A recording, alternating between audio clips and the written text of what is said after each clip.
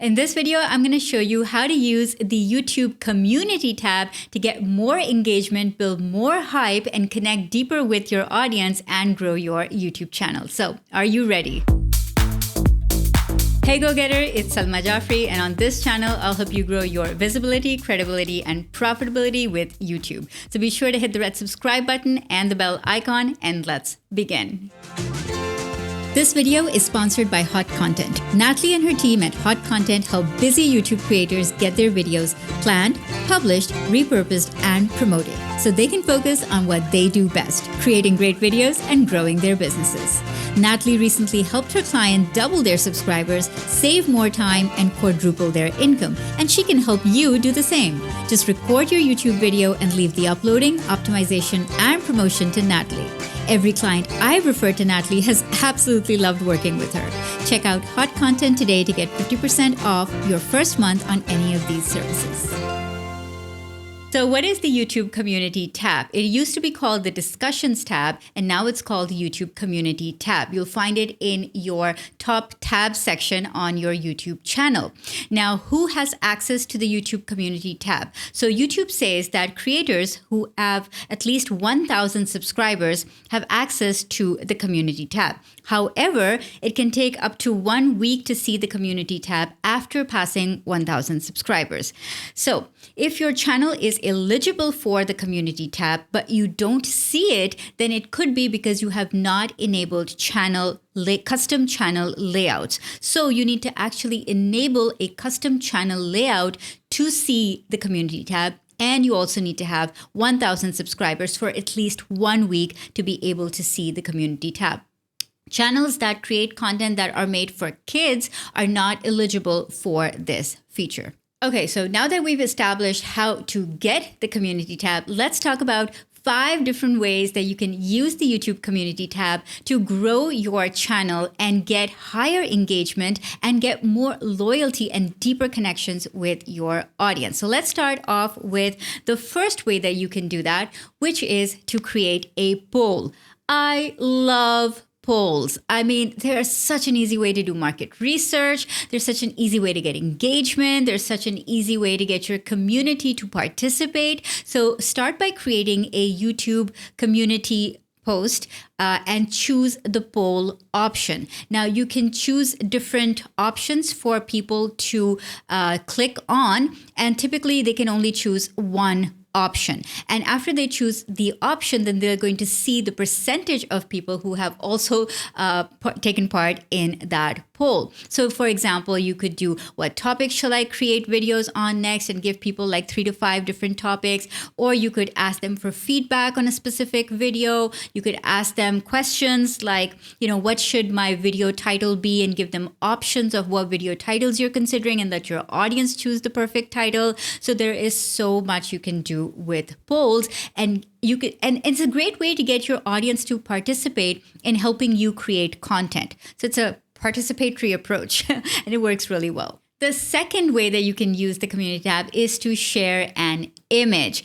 Images are super amazing, and recently YouTube has added the ability to share more than one. I think it's like 5 images that you can share now inside the Community tab. So a really great way to share images is between video uploads. So for example, if you upload on a certain day of the week, let's say every Tuesday you upload your videos, right? And so your audience is not really engaging with you during all the other days of the week when you haven't created something new. So using the Community tab is a great way to share behind the scenes images, maybe your favorite quote, maybe what's happening in your life the other days of the week, to keep that audience engagement and to keep them interested in whatever you're working on. So sharing behind the scenes images during the week, especially when you're not uploading, is a great way to stay engaged and connected with your audience. The third way you can use the YouTube Community tab is to share a video. So this is a great way to promote a video that you've just taken out, and a great way to also have the video play inside the community tab. So it's a really easy one-click option. People are already seeing your post inside the community tab, and you shared that, okay, this is the video that I've just released, especially if it's a video that they had a hand in participating in, like they chose the title or something, then they're going to watch that video. And so you can just share that video directly in the community tab. It increases your views and your watch time, obviously. And it's a really easy way for people to know that you have created a new video. The fourth way that you can use the community tab is to tag a creator and share something that somebody else has done. So again, if you are working with collaborators on your channel, or you've been interviewed somewhere, or you want to highlight somebody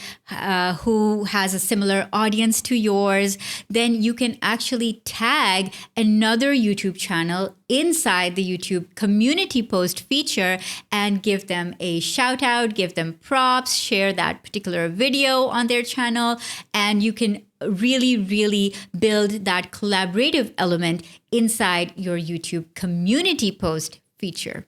The next way that you can share on the YouTube community tab is to ask questions and ask for feedback. So a lot of times I see people creating videos in a vacuum, like they guess what their audience might want to see, but you don't have to guess because you can just ask people. So you can ask them what they liked about your previous video. You can ask them what videos you want them to make, they want you to make next. You can ask them about what kind of topics are most interesting. You can ask them open-ended questions. You can ask them for feedback. You can ask them for opinions. You can ask them how, what did they think about your backdrop? So many things. Ask for feedback, ask for questions.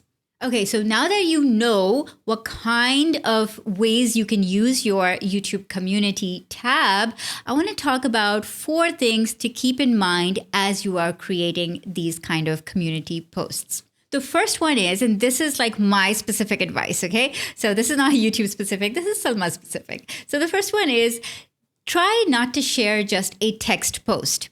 The reason being that when you share just a text post, the layout inside the community tab doesn't always very clearly differentiate between one post in the community tab and the next one. So if you're just sharing a text post and the next post under yours from another creator is an image post, it's going to look like that image belongs with your text, which could create some confusion about your post. So I always try to include either an image or a video or a poll in every single community tab post that I do, and never to just leave it as a text post because it just looks kind of confusing.